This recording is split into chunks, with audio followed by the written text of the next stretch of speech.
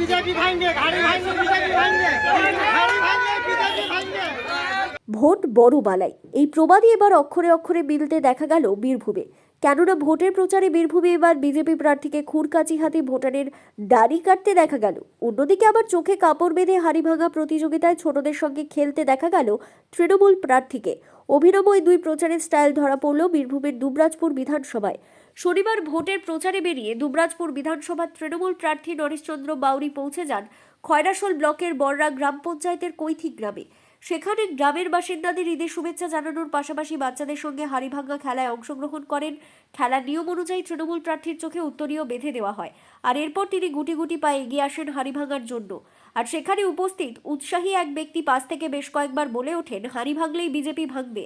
যদিও হাড়ি ভাঙতে সক্ষম হননি নরেশচন্দ্র বাউরি, তবে হাড়ি ভাঙতে সক্ষম না হলেও তিনি জয় এবং রাজ্যে পুনরায় তৃণমূল সরকার গড়ার বিষয়ে আশাবাদী। পুরোনো খেলা, সেই খেলা তারা মেতে উঠেছে, আমি অংশগ্রহণ করলাম এবং সকলে যারা আমাদের কর্মী ছিলেন সবাই উজ্জীবিত হয়েছে, আমি নিজে উজ্জীবিত হয়েছি। 2026 সালে মমতা বন্দ্যোপাধ্যায় আবার পশ্চিমবঙ্গ মুখ্যমন্ত্রী হবেন। 4 মে যে রেজাল্ট বেরোবে, বিপুল আসনে চতুর্থবারের জন্য আমাদের নেত্রী মমতা বন্দ্যোপাধ্যায়, বাংলার মা অগ্নিকন্যা মমতা বন্দ্যোপাধ্যায় মুখ্যমন্ত্রী চেয়ারে বসবেন। অন্যদিকে হাড়ি ভাঙতে না পারার বিষয়টিকে কটাক্ষ করে বিজেপির বিদায়ী বিধায়ক তথা প্রার্থী অনুপ কুমার সাহা জানিয়েছেন, হাড়িও ভাঙবে না বিজেপিও ভাঙবে না। হাড়িও ভাঙবে না, বিজেপিও ভাঙবে না, কারণ ওনার চারিপাশে যারা করছেন তারাও মনে মনে বিজেপি করছেন, ওপরে ওপরে তৃণমূল করছেন। অন্যদিকে প্রচারে এবার রাজ্যের সাড়া ফেলে দেওয়ার মতো কাজ করতে দেখা গেল দুবরাজপুরের বিদায়ী বিধায়ক তথা বিজেপি প্রার্থী অনুপ কুমার সাহাকে। তিনি এদিন বালিজুড়ি গ্রাম পঞ্চায়েতের কুলেকুড়ি গ্রামে ভোটের প্রচারে গিয়ে এক ভোটারের দাড়ি কেটে দেন। খুরকাচি হাতে রীতিমতো নাপিতের ভূমিকায় দেখা যায় তাকে, যে ঘটনার ভিডিও এখন সোশ্যাল মিডিয়ায় ভাইরাল। আর এই বিষয়ে অনুপ কুমার সাহা দাবি করেছেন, জনসংযোগ বৃদ্ধি করা, মানুষের পাশে থাকা এসব বিভিন্ন রকমের মাধ্যম হয়, ঠিক সেই রকম এটিও একটি মাধ্যম।